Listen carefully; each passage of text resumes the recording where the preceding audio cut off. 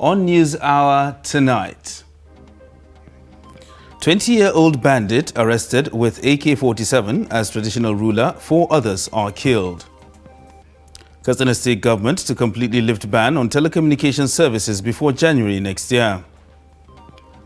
Federal Emergency Management Agency seeks review of Fire Service Act to address frequent fire outbreaks.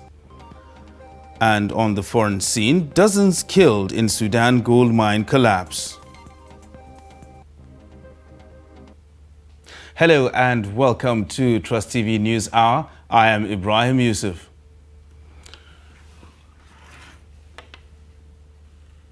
Now the news in detail. Bandits on Wednesday attacked Gada community in Bungudu local government area of Zamfara state, killing its traditional ruler Umar Bawang Allah and 4 other residents. The secretary, Bungudu Emirate Council, Usman Ahmed, said the attackers invaded the community around 1 a.m. and started shooting sporadically and unleashing mayhem on the residents.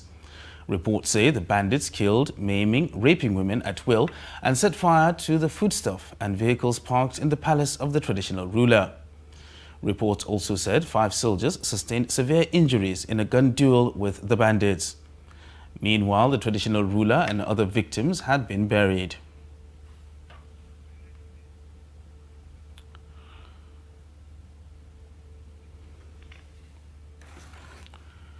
Meanwhile, police in Zamfara say its tactical operatives have arrested a 20-year-old bandit who operates in Zurmi and Birnung Wada in local government area of Zamfara state.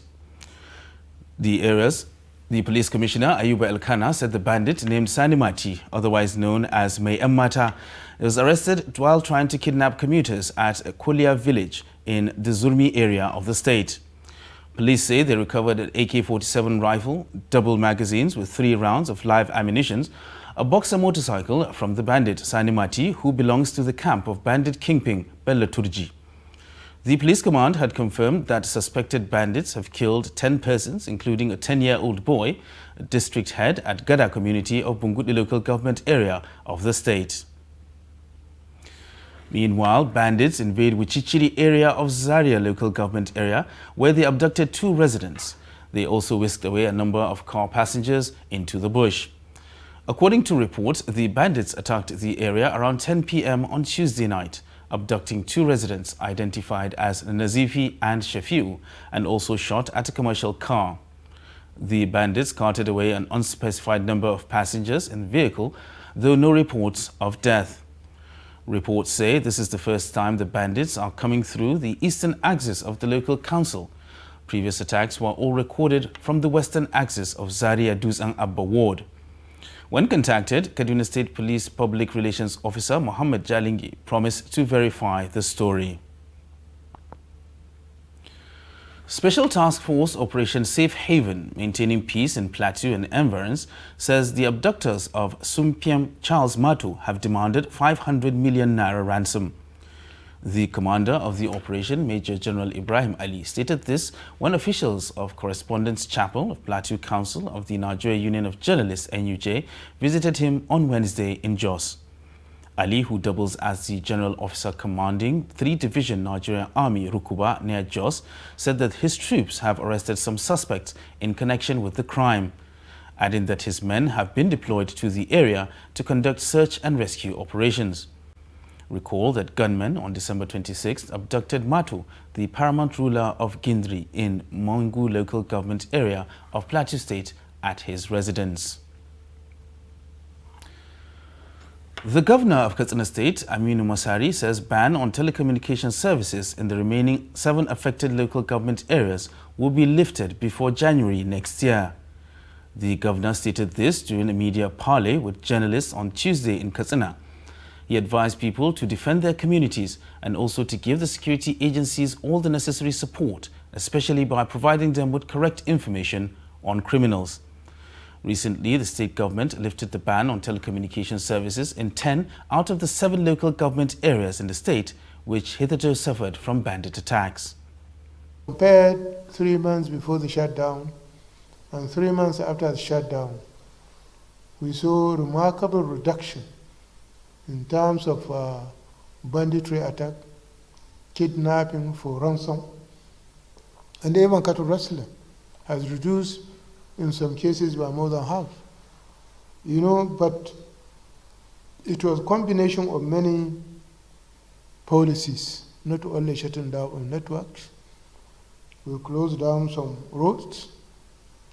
We stopped filling station, especially in banditry affected areas. We also stopped some cattle markets.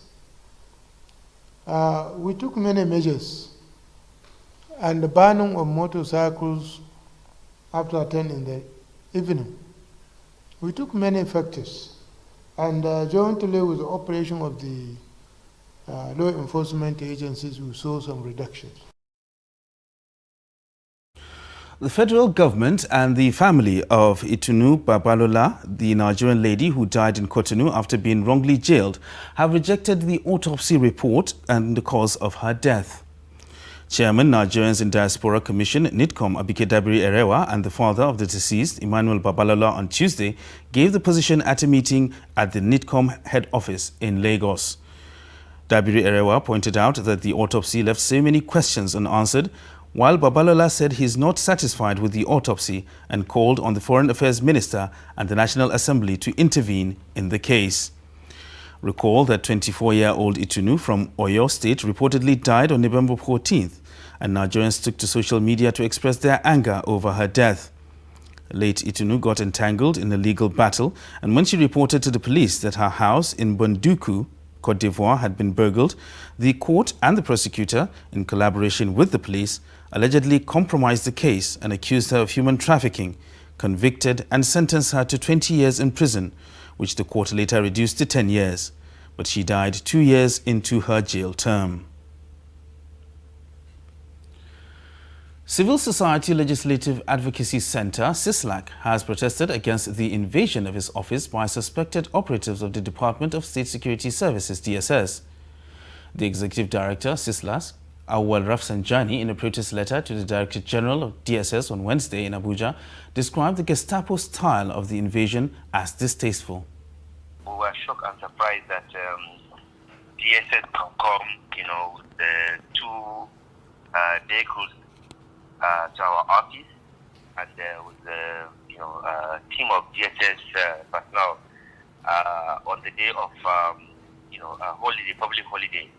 I think if there's any thing that they are looking for, they should have invited us or sent us an invitation or notify us that coming.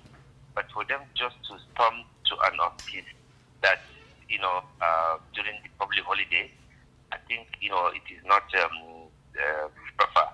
Second, we've been talking about restricting civil space and silencing critical voices in Nigeria. This is one of the examples to intimidate, harass, and silence civil society who are demanding for accountability, who are demanding for justice, who are fighting corruption, who are actually asking government to improve quality of life of Nigerians. So if this is what is seen as a crime, that's really unfortunate, because government is about service to the people. It's about improving the condition of Nigerians, ensuring that there's a rule of law, ensuring that those people who are engaged in criminal activities are curtailed. And this is exactly what civil society organizations, especially groups like ours, that have been working and been working even with the government institutions, because we work with various government agencies to improve, strengthen their capability and support them to do the right thing. So if DSS can now come to show this show of force, I think it's really sad and unfortunate. The second aspect is that we really want the DG to investigate this, because some but now parading themselves to come and perpetrate all sorts of things in the name of their office.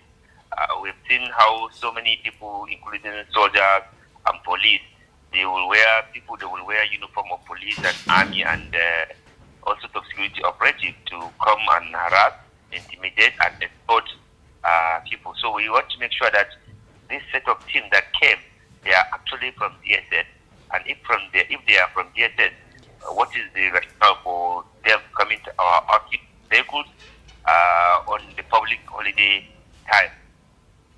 So this is not really a good development, and it's really shrinking civil space, because as an organization, we comply with due process, we follow the law of the land, we are not engaged in any activity capable of being seen as undermining the them or doing any illegal thing. Everything we are in accordance with the law that allow us to work in Nigeria. So to see this kind of intimidation and profiling of civil society, worrisome and harassment to the government. Well, our line of action is first, like with the DG to investigate this incident.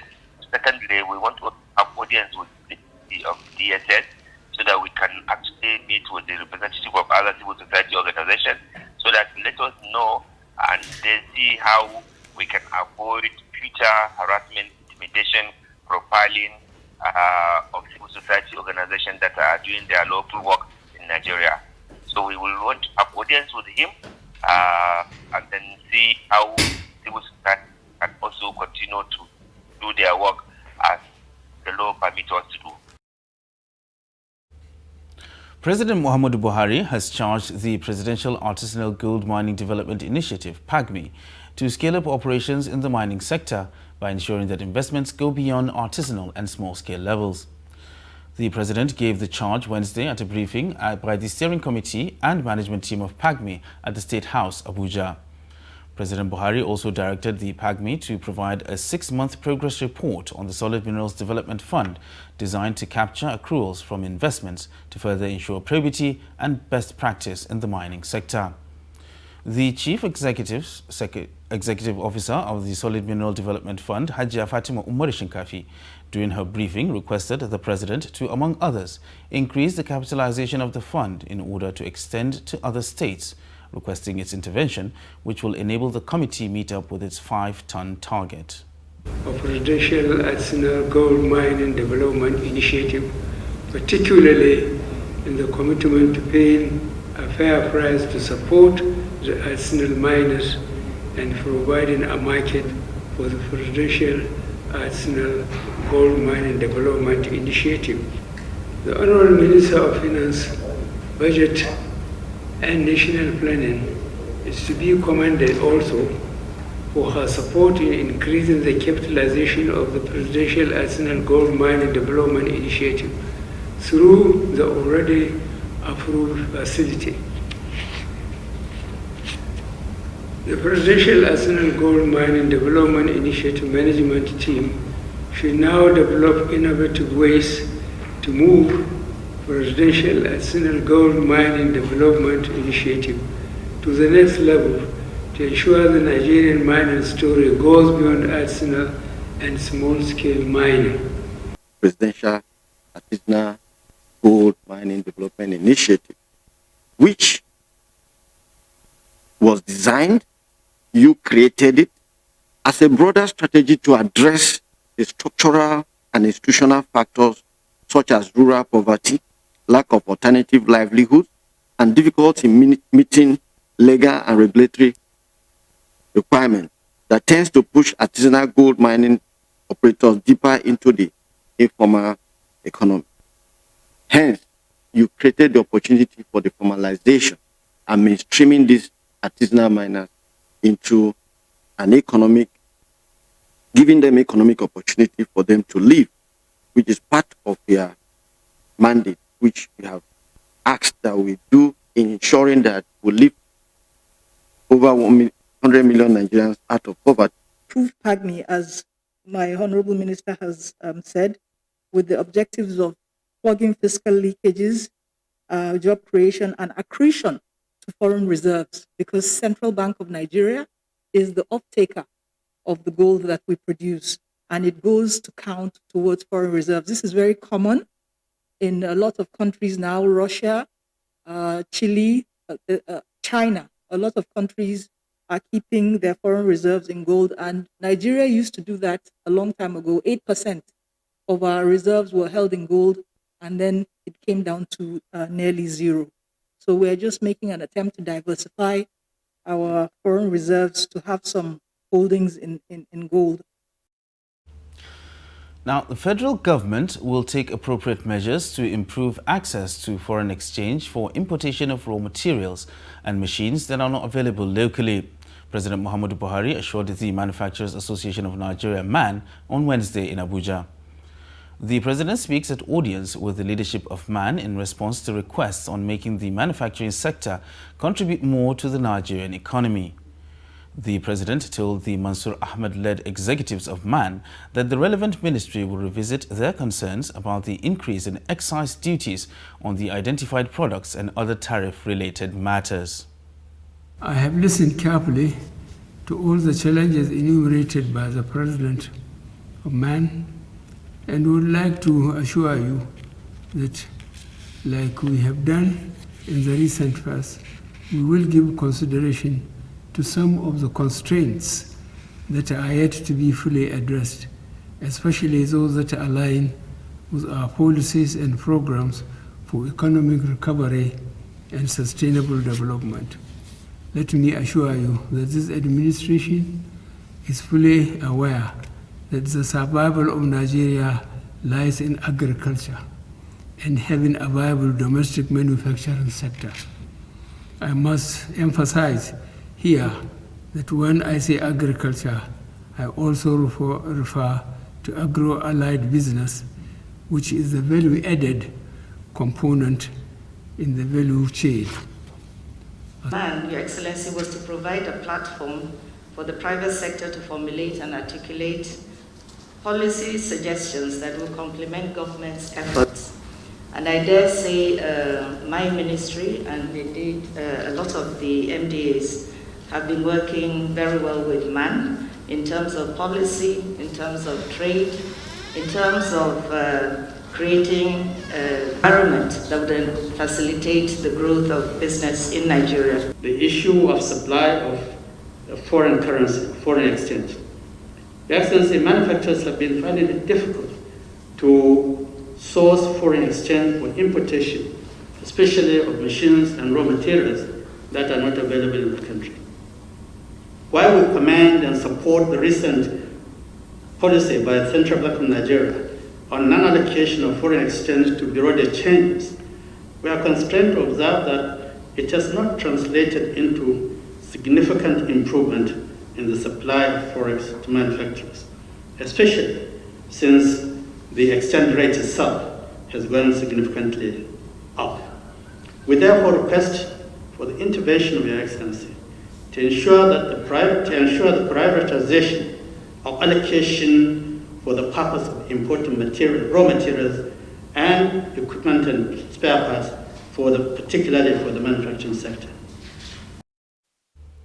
You're still watching Trust TV News Hour. Coming up after the break. High hopes for 2022. This and more after the break. Do stay with us. The board and management of Media Trust Limited invites the general public to its annual Daily Trust Dialogue, themed 2023, The Politics, Economy and Insecurity. Date, 20th January 2022. Location, NAF Conference Center and Suites, Abuja. Time, 10 a.m. prompt. Chairman of the occasion, former Head of State, General Abdulsalami Abubakar, GCFR. Guest Speaker, Governor of Kaduna State, Malam Nasir Ahmed El-Rufai. Guest Speaker, Governor of Ebonyi State, Engineer David Umahi. Guest Speaker, former Chairman, Federal Inland Revenue Service, Mrs. Ifueko Omoigui Okauru.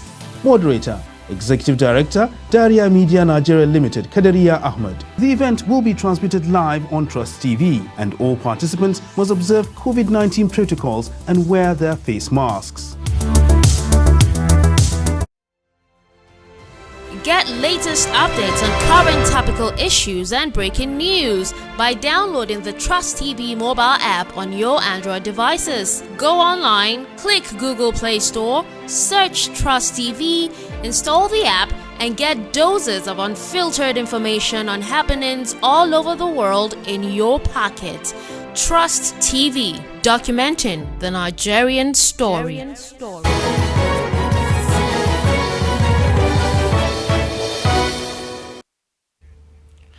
You're welcome back. If you're just joining us, this is News Hour on Trust TV. A look at some of our top stories.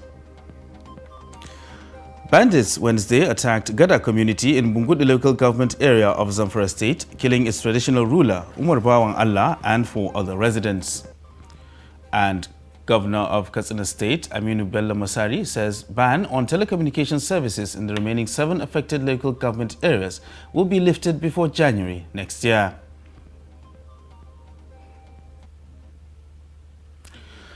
And in other stories, the death toll for Lassa fever in Nigeria from January 2021 has jumped to 92, with Bauchi and Ebonyi states recording new deaths. The Nigeria Center for Disease Control, NCDC, stated this on Tuesday in its latest situation report on the outbreak of the disease in the country. According to the NCDC, week 50, which covered December 13th to 19th, revealed that 3 more deaths were reported in the week under review, with Bauchi reporting 2 new fatalities and Ebonyi recording 1 new death. The agency noted that a total of 190 new cases are suspected in 11 states and the Federal Capital Territory, but just 10 cases were confirmed in 4 states. Federal Capital Territory Emergency Management Agency, FEMA, is calling on for a review of the Fire Service Act of 1963 to address fire outbreaks in Abuja and elsewhere. Director General of the agency, Garba Abbas, made the call in an interview with Trust TV's Nafisa Abdul Al. Fire outbreaks and disasters are caused by several factors, either natural or human activities. The incessant fire outbreaks in the country has led to destruction of lives and properties. Incidences such as the infernos that ravaged Kubwa village and Nyanya markets, with the most recent outbreak at the next cash and carry supermarket in the FCT. Allegations from the affected staff say emergency response teams were late to the scene. I was not happy what happened this morning because it was sad. How can we be calling the federal government, as in the fire service? They have been calling them since 8 o'clock, 8:30, they have been calling them. Nobody is responding. And do you know the worst part of it is that this is where thousands of youth are feeding on. It sounds somehow. In the morning around 8, the fire started at that Christmas tree was burning. I removed my clothes to hold the fire. There was no fire extinguisher, I was not working. The pipe inside, there was no water inside. Me and 15 security, we can't off small lights. We can't fire extinguisher. They came almost 2 hours before the fire don't go up.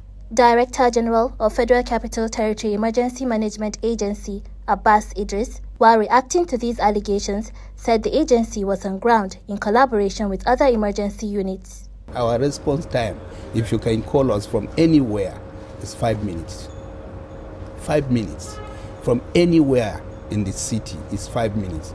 The problem we are having is that if you look at the next cash and carry fire incident, it wasn't at the instant of the fire that they called the fire service.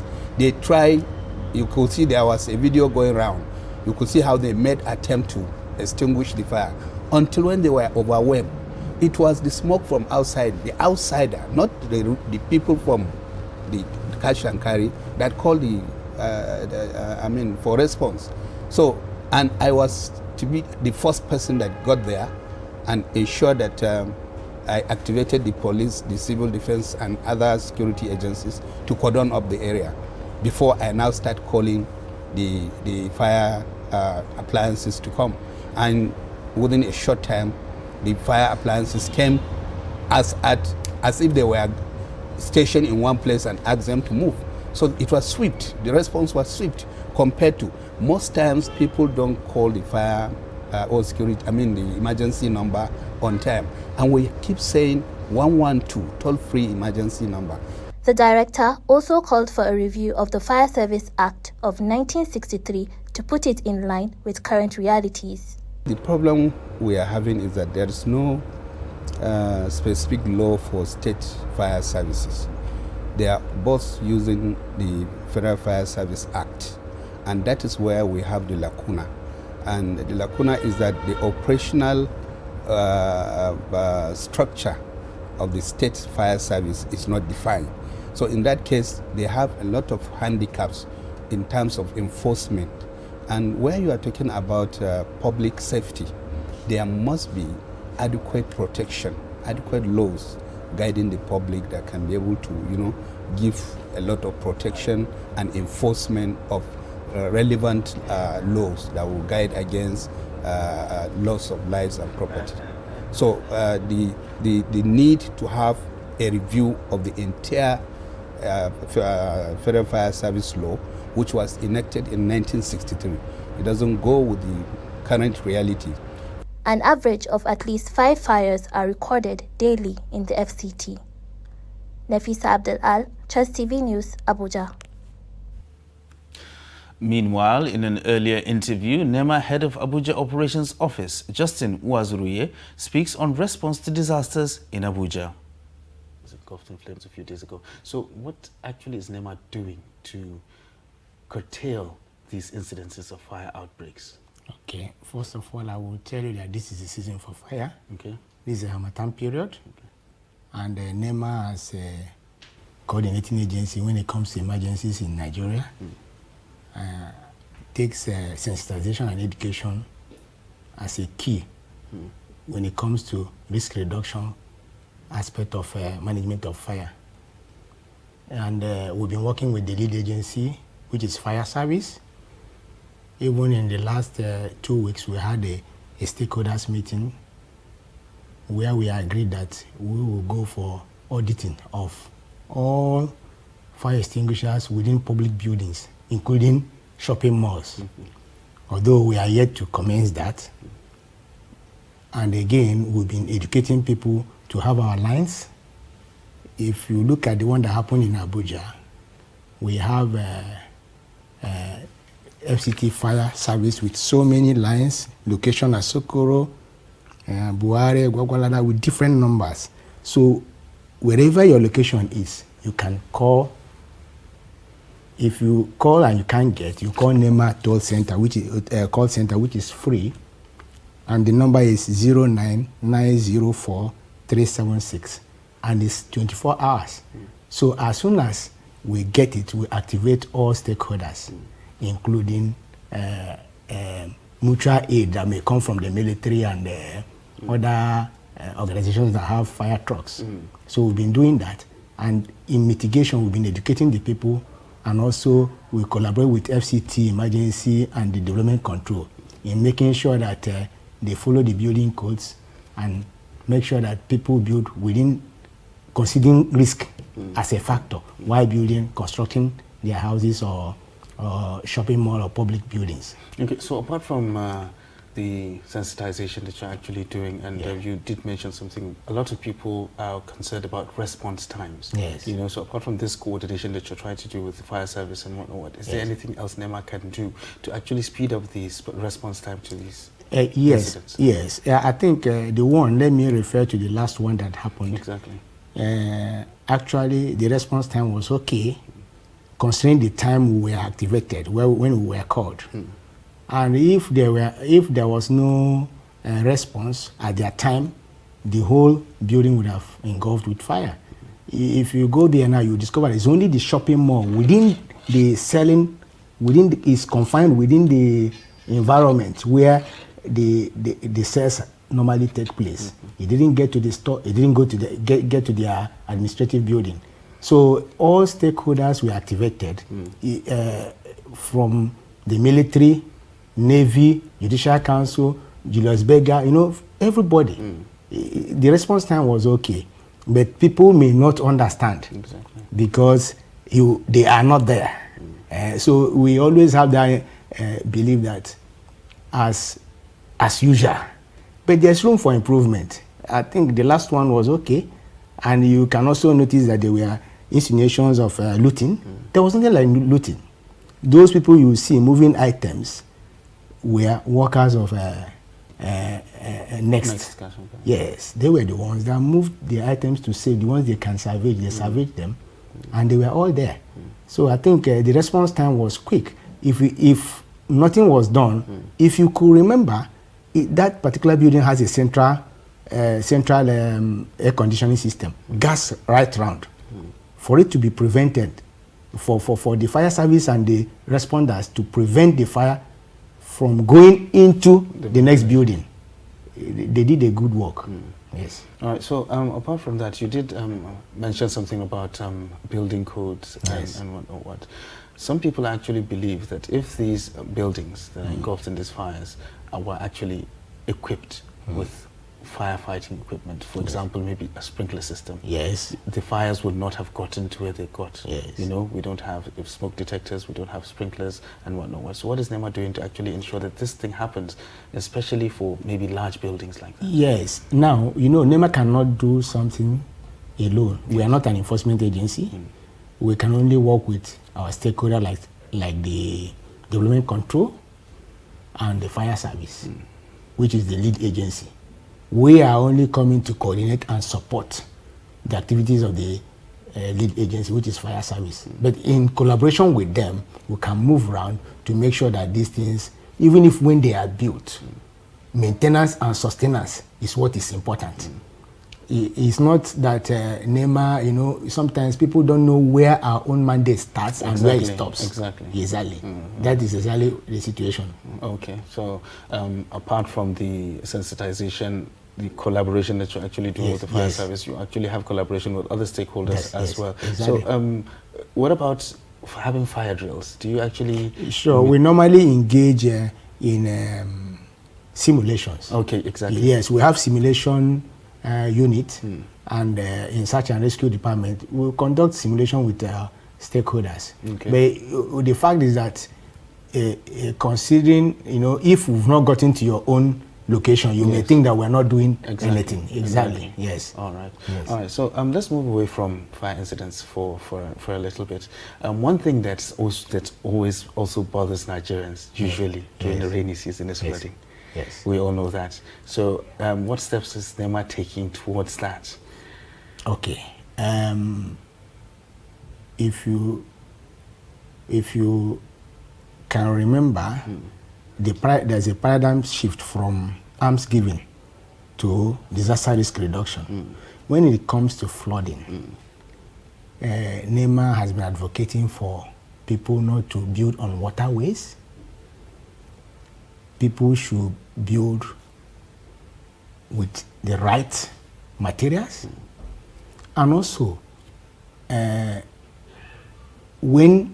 it becomes unavoidable, because we live with it, these hazards, we must live with them, we also evacuate people to higher ground. And as we prepare to usher in the new year, many Nigerians are optimistic that the difficulties they've gone through in the year 2021, including challenges like armed banditry, kidnappings and other forms of killings, the year 2022 will bring good tidings and a new hope for a better tomorrow. Hamza Zuru in this report speaks to some Nigerians in Birnin Kebbi who say there may be light at the end of the tunnel for Nigerians in the forthcoming year. His report. Like most countries in Africa, Nigeria in the year 2021 met with a lot of difficulties bordering on insecurity, joblessness, and a host of other problems that engulf almost all parts of the country. 2021 was indeed a year most Nigerians will not forget in a hurry, with kidnappings, banditry, cattle rustlings, and political killings taking over the landscape and media headlines on a daily basis. And with the year coming to an end in a few days' time, Nigerians have started aspiring for a better tomorrow, hoping that 2022 will be a better year. In a few days' time, the year 2021 will come to an end. It's everyone's knowledge that the year 2021 came with a lot of challenges for Nigerians: insecurity, joblessness, and hunger. But in a few days' time again, Nigerians will be ushering in year 2022. And because of this, we went around town to know what are their hopes and aspirations for the year 2022, which will soon be here. Most of those I spoke to in Birnin Kebbi were hopeful that the year 2022 will bring an end to the ravaging insecurity in both the northeast and the northwestern parts of the country, while others would want to see a more united Nigeria where all citizens have equal rights and opportunities. So we pray that all things that happen is God should help us so that it will finish. We will not enter next year with all those things. It's not even a matter of only the government, even we individuals, we need to pray hard, maybe so that God will change everything to become good. As we are saying, President, even we even have the fault. Not only the President, but we pray that things should be good next year. Anybody, not even in Nigeria, even the world over, know that Nigeria in particular has gone through very difficult situation in 2021. Very difficult situation in the sense that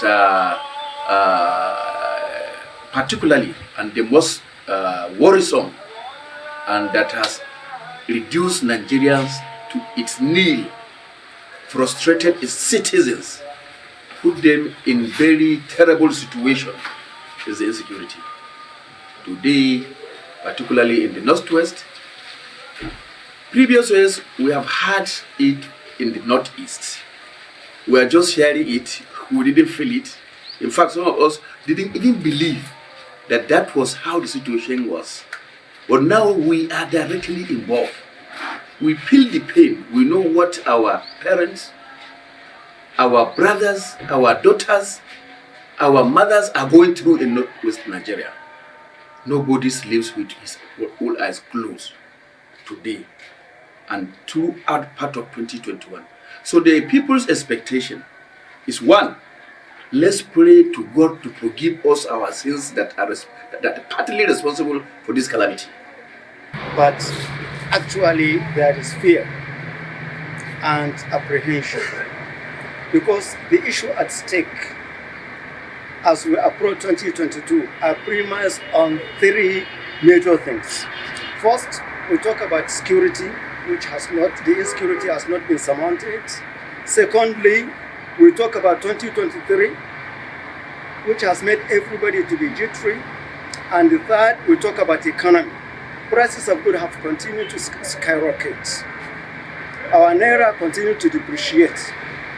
So as we approach 2022, it is incumbent on the leadership. You understand? I have confidence in the ability and the capability of President Muhammadu Buhari to deliver.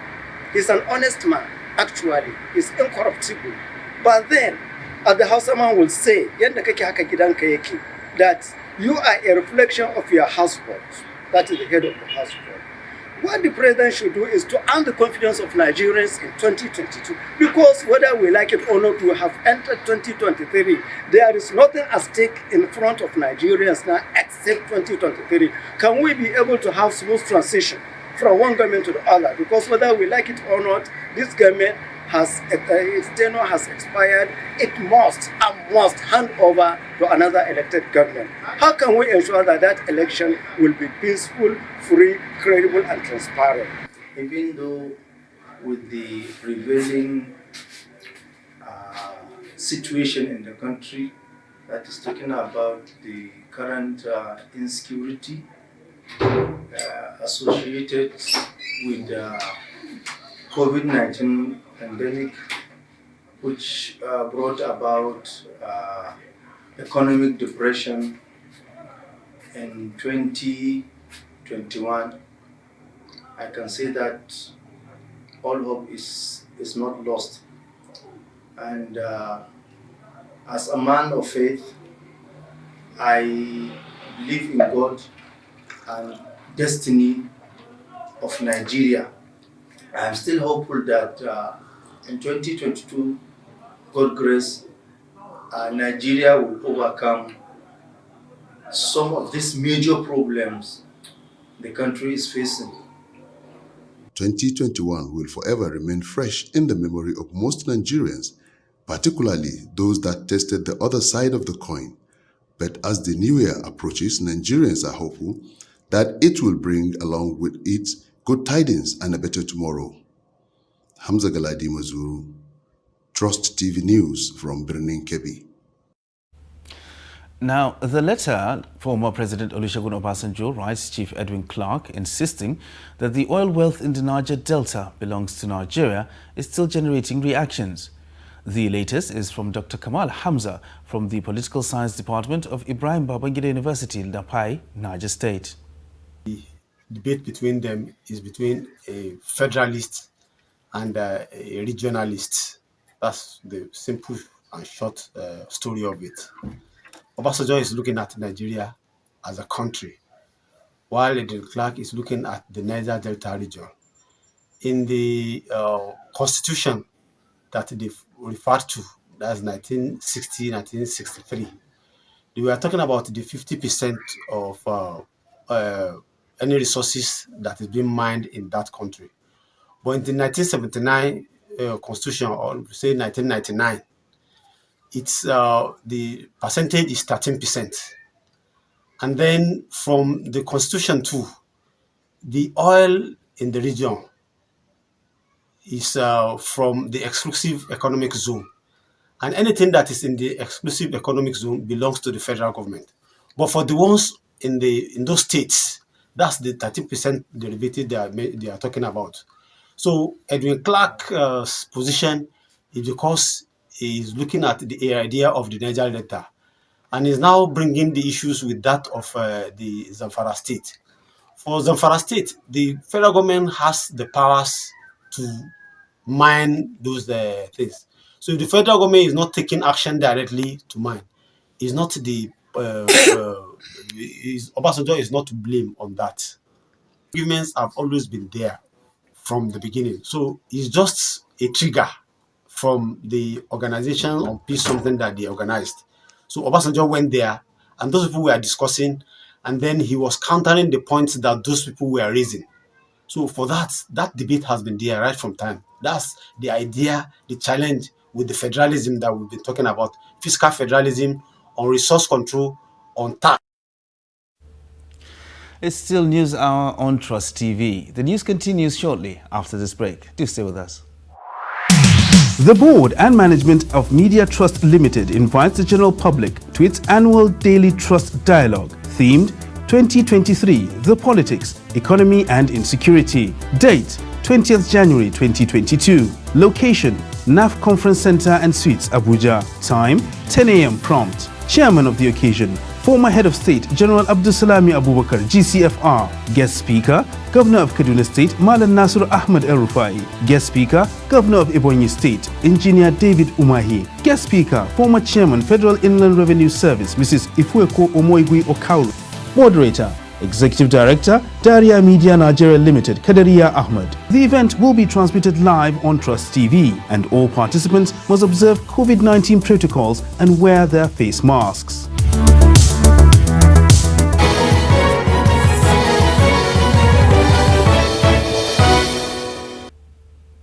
Welcome back, and thanks for staying with us.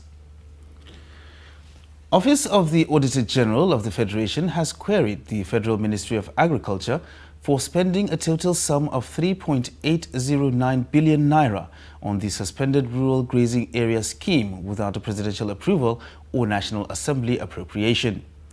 According to the Office of the Auditor General, the ministry, in violation of the presidential directive suspending the scheme, allegedly initiated and paid out 3.433 billion naira without due process. The query is part of the 8 audit queries issued against the ministry in the Auditor General for the Federation's annual report on non-compliance issues in ministries, departments and agencies of the Federal Government of Nigeria for the year ended 31st December 2019. The Auditor General consequently recommended that the withdrawals from the Ruga Intervention Fund be refunded to the federal government's coffers. Now let's take more business news with Chamun Dabeng. Nigerian Upstream Petroleum Regulatory Commission (NUPRC) plans to close out the 2020 Marginal Field Bid Round program in line with the Petroleum Industry Act 2021. The Commission's Chief Executive Benga Komolafe, in a notice to participants, said an in-house work team has been constituted to deal with outstanding issues and called on awardees who have issues to use the resolution mechanism provided in the overriding national interest. Komolafe further stated that NUPRC is working with leaseholders to agree on transition mechanisms for the marginal field bid round exercise, restating that the 45 days period for payment of signature bonus by successful awardees as stipulated by the marginal field guidelines has lapsed. He assured those who have fully paid their signature bonuses that the Commission will ensure that all applicable guidelines to enable them to progress to the next stage of the exercise are fully implemented. Securities and Exchange Commission warned the public over the activities of FinAfrica Investment Limited and Poyoyo Investment, saying that the companies have not been accredited by the Commission and operating as Ponzi schemes. This is contained in a circular issued by the management and published by SEC on its official website. However, reacting to the circular, Chairman Chin Group of FinAfrica Investment Limited, Marksman Ijoma, said SEC did not term the company a Ponzi scheme in the circular. Onion marketers are losing a huge amount of money due to the lack of repatriation accounts for CFA and CDs in the country. The president of Nigeria Onion Producers and Marketers Association, Aliyu Metasamo, stated this during the West and Central Africa regional meeting of onion producers and marketers held in Sokoto. According to Metasamo, Nigeria is one of the largest onion producers in the world, stating that the country produced 1.4 million metric tons of onion every year and its monthly local consumption is just 200,000 metric tons, while local annual demand is 2.5 million metric tons. He said the producers are losing 60% of their harvest due to lack of storing facilities, hence the reason why they initiated their export. However, the onion exporters have only one approved route for exporting onions, which is the Ilela border, and the association is requesting the government to consider reopening more borders for exporting onion in the country. Chief executive officers of 5 ground handling companies have signed a memorandum of understanding to guard against economic sabotage amongst its ranks. The joint communique signed by the signatories will enable sustainable and profitable ground handling rates, as well as maintaining the highest standards of safety operations in the country. An appeals project assisted by the World Bank for agricultural processing, productivity improvement and livelihood support says fish farmers in Lagos will begin production of locally canned catfish and tilapia in 2022.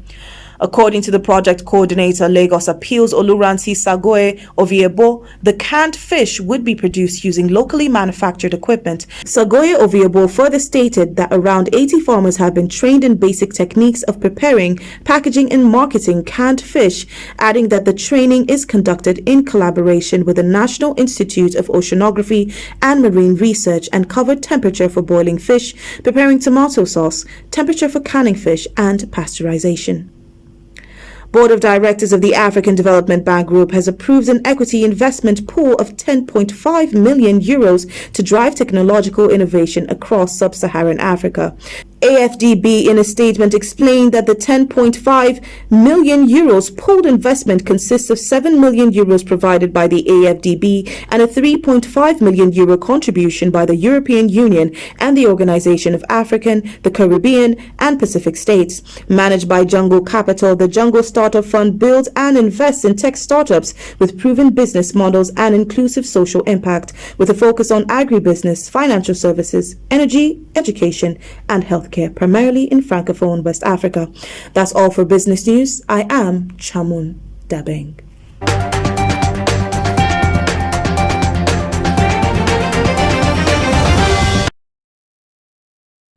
And on the foreign scene, dozens of people have been killed in the collapse of a defunct gold mine in Sudan's West Kordofan province over the weekend. Spokesperson for the Sudanese Mineral Resources Company, Ismail Tisu, on Wednesday said at least 38 people are dead, raising an earlier toll of 31. Statement by the Sudanese Mineral Resource Company Limited said the non-functioning mine is located in the village of Fuja in En Nahud locality, some 700 kilometers south of Khartoum. The statement by the several shafts collapsed at the Darsaya mine, and besides the dead, at least 8 injured people were taken to a local hospital. The company said the mine had been condemned for being unsafe and that it had been guarded by security forces for a while to ensure that no activity resumed in it. However, local traditional miners came to work the mine after the forces left the area.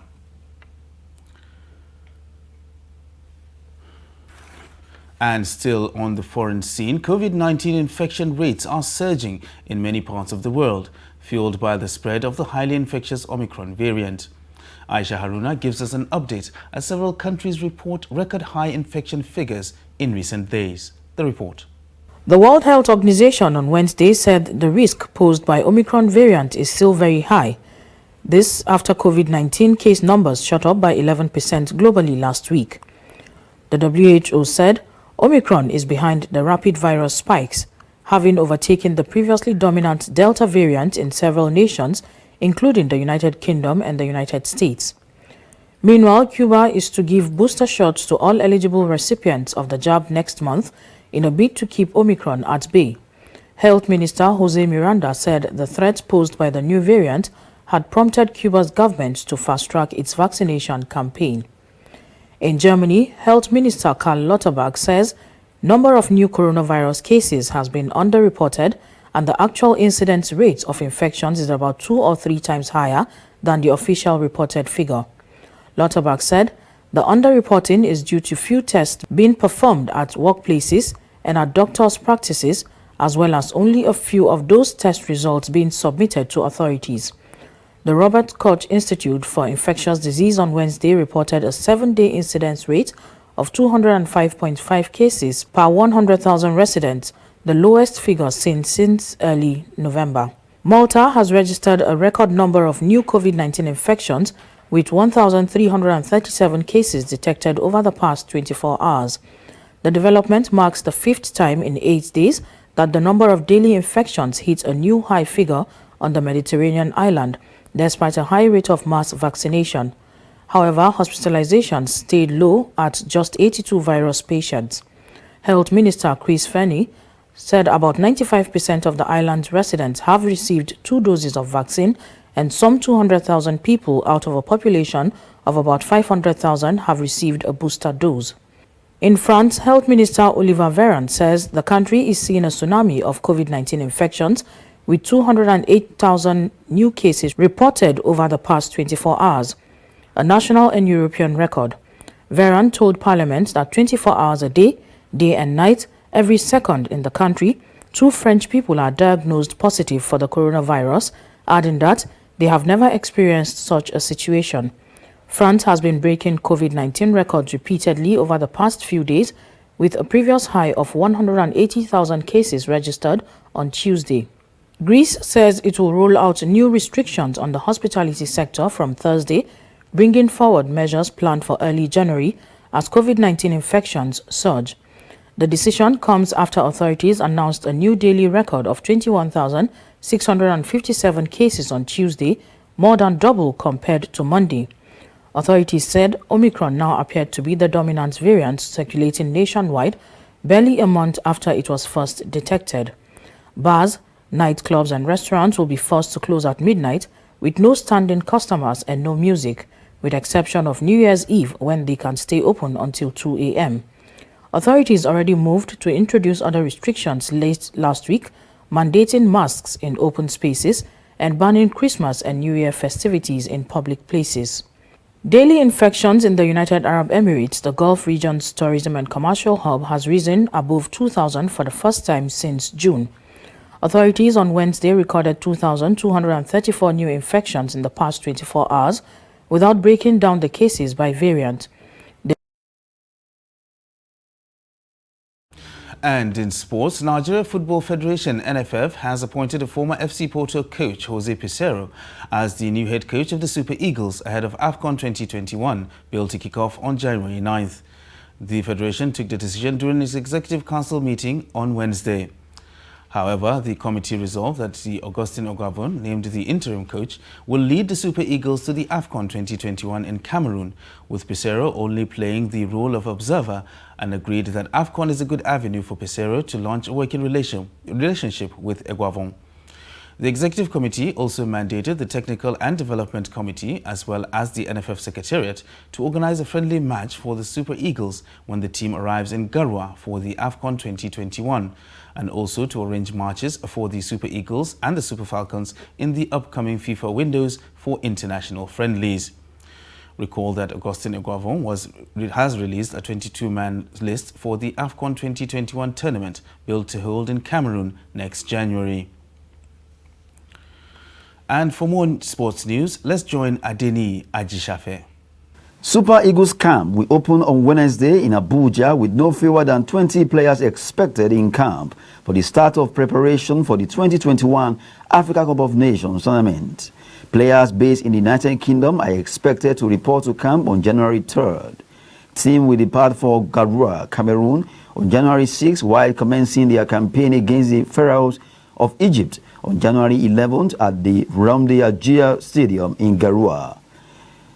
Super Eagles face Sudan before squaring up against Guinea-Bissau on January 19, also in Garoua. Super Eagles face an anxious wait to see if striker Victor Osimhen will be fit in time. Napoli striker is to undergo a final medical checkup in Naples on December 31st. 33rd edition of the Africa Cup of Nations will hold in Cameroon from January 9th to February 6, 2022. And that wraps up Trust TV News Hour for tonight. I am Ibrahim Yusuf. Thanks for watching.